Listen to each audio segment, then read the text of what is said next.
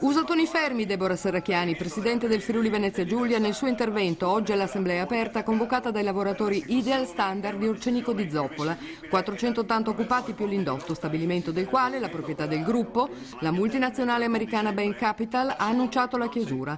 Illustra a Serracchiani la posizione e gli interventi della Regione. Abbiamo preso immediatamente contatto con il Ministro dello Sviluppo Economico Zanonato, a cui abbiamo chiesto di riaprire il tavolo che già questa mattina è stato riaperto per quanto riguarda a Roma, per quanto riguarda le segreterie nazionali dei sindacati, e siamo in contatto perché questo tavolo venga riaperto immediatamente a Roma. Come ho già detto però la Regione intende aprire anche un suo tavolo regionale e convocare l'azienda in Regione. Peserà il fatto che Zanonato è veneto rispetto all'altro stabilimento rivale, tra virgolette? Temo che tutti i fatti legati alle scelte di Ideal Standard siano precedenti alla nomina del Ministro come Ministro dello Sviluppo Economico. Credo che le scelte per il Veneto e il Friuli Venezia Giulia fossero precedenti. E lei ha detto siamo E sono anche convinta che il Ministro Zanonato, che è persona assolutamente seria, non farà certamente pesare il proprio fatto geografico su quelle scelte che sono delle scelte a me fatte in modo sconsiderato dall'azienda. La prima cosa che abbiamo detto e che va fatta sono le politiche industriali nuovamente sul territorio. Significa che siamo pronti ad investire, a sostenere le aziende, siamo pronti naturalmente a fare tutti gli interventi possibili nei limiti evidentemente delle normative nazionali e comunitarie.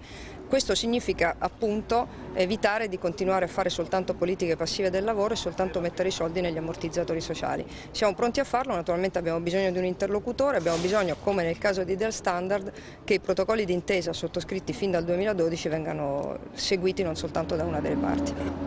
Sulla stessa linea l'intervento del vicepresidente della Giunta e assessore alle attività produttive Sergio Bolsonello. La Presidente Serracchiani ha già chiesto al Ministro Zanonato di riaprire il tavolo, di riconvocarlo e di essere presente lui come Ministro a quel tavolo. Non è una crisi che si può lasciare a un funzionario, per quanto bravo, per quanto esperto, in questo momento. Noi abbiamo bisogno che la politica si riappropri di questo ruolo, che riesca a capire che la competitività di questo stabilimento è una competitività reale e che quindi come tale va valutata. Non si può pensare di chiudere questo o quel stabilimento senza un piano industriale. Il piano industriale presentato da Ideal Standard assolutamente non ha dei presupposti, come dire, tecnici importanti.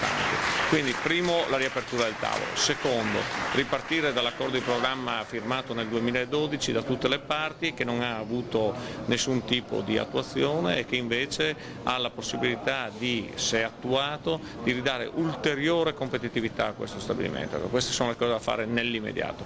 Poi c'è un ragionamento di politica industriale da sviluppare, ma questo è un altro discorso del poi.